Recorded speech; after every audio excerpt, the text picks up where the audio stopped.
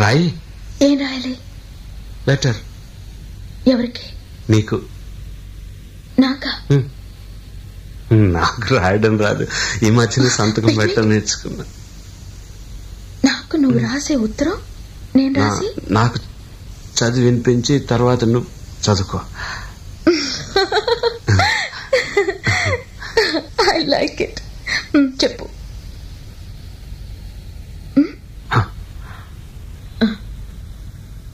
నా ప్రియ, ప్రేమతో